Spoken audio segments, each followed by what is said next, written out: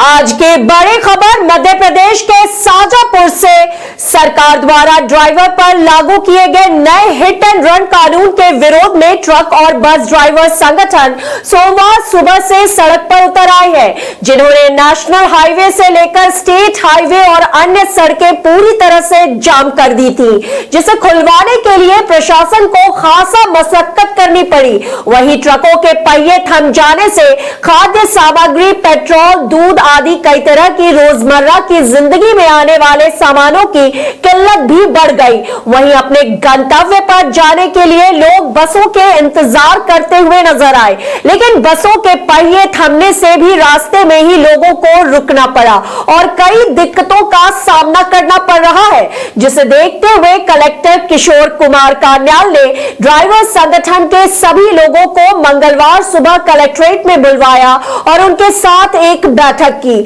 जिसमें उन्होंने कानून अपने हाथ में नहीं लेने के साथ साथ कई विषयों पर ड्राइवरों से चर्चा की। केंद्र सरकार द्वारा लगाए गए हिट एंड रन कानून के कारण जहां ड्राइवर संगठन के सैकड़ों सदस्य सड़कों पर उतरकर अपना आंदोलन कर रहे हैं, जिसके कारण सोमवार को बसों के ड्राइवर भी इस आंदोलन में शामिल हुए और उन्होंने भी इस आंदोलन का हिस्सा बनते हुए अपने बसों के पहिए रोक दिए हैं, जिससे आम जनता परेशान हो रही है। वहीं ट्रकों के पहिए थम जाने से शासन प्रशासन को नुकसान तो हो ही रहा है, लेकिन रोजमर्रा की जिंदगी में काम आने वाले खाद्य पदार्थ, दूध, पेट्रोलियम ऐसे कई सामानों की किल्लत भी बढ़ गई है। वहीं सोमवार को बड़ी संख्या में ड्राइवरों ने इकट्ठा होकर नेशनल हाईवे से लेकर कई जगह जाम की स्थिति निर्मित कर दी, जिससे सड़कों के दोनों ओर लंबी लंबी कतारें लग गई थी, जिसे देखते हुए कलेक्टर किशोर कुमार कान्याल ने सभी ड्राइवर संगठन के लोगों को